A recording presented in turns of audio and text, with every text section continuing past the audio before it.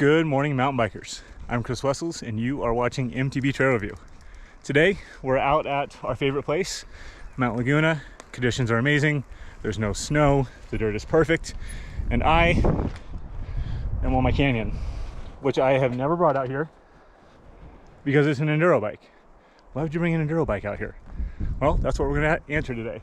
Is an enduro bike really faster than a trail bike anywhere, not just on gnarly downhills? What do you think? Enduro bike's perfect there. Let's find out. This sort of seems like a silly question. Enduro bikes are designed to be faster, but I just wanted to test it. I don't ride my Canyon that much. I needed to get out, and this seemed like a good idea because I really want to know. For most trails in San Diego, I don't really need an enduro bike. My trail bike, which has 140 up front and 134 in the rear, has never left me feeling like I need more bike. And it's just an all-around fun bike to ride. I bought my enduro bike mainly because I'm someone who kind of has to have two bikes, just because I break bikes so much. And if I don't have another bike to ride, I'm going to miss out on a lot of riding. When I went to purchase my Canyon, it seemed silly to get the same style, same travel as what I already had. So I went with an enduro bike. So this bike has 170 millimeters up front with 150 at the back, and it's longer, lower, and slacker than my Kona. So why am I riding it here?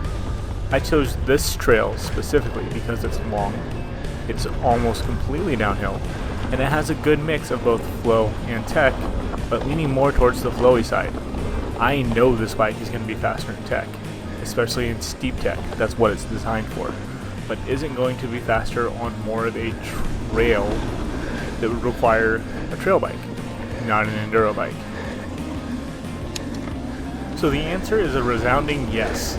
Not surprising. I smashed my PR on the upper, lower, and total section of this trail, which I set a long time ago, and I was pushing really hard on the days that I set it. Today, I was not. I was going at a very comfortable pace. Granted, I have become a better rider since, but I smashed my PR, not really trying that hard. Which brings up a completely different question that I wasn't planning on answering during this video is, when is it too much bike? I think if a trail gets too easy to ride and takes away some of the fun factor because of the bike, not because of your skill level, that's when you need to consider, do I have too much bike? I know a lot of people are going to have very different opinions on this topic. For me, I want my bike to match the trail as well as my riding style. I'm not a point the bike downhill and go as fast as I can type of rider. I would rather find stuff to pop off of and look for different features. And I like a bike that's a bit more playful. So for me, I think this bike is too much bike. And that makes me a little sad because it is a fun bike. But for the trails I ride and for my riding style, it's just not the bike for me. So instead of drawing out this video and giving you a long-winded response, yes, it's faster, but that doesn't necessarily mean it's better. I think with all bikes nowadays, they're all so dialed, you really do get to choose based on your riding style and the type of terrain that you have. So it makes me a little sad to say I will soon be selling my Canyon. I hope you enjoyed this look into my head on bikes and what bikes are appropriate for me, and I'd love to hear your opinions, so leave them in the comments. Thanks for hitting the trails with me, and I'll catch you on the next one.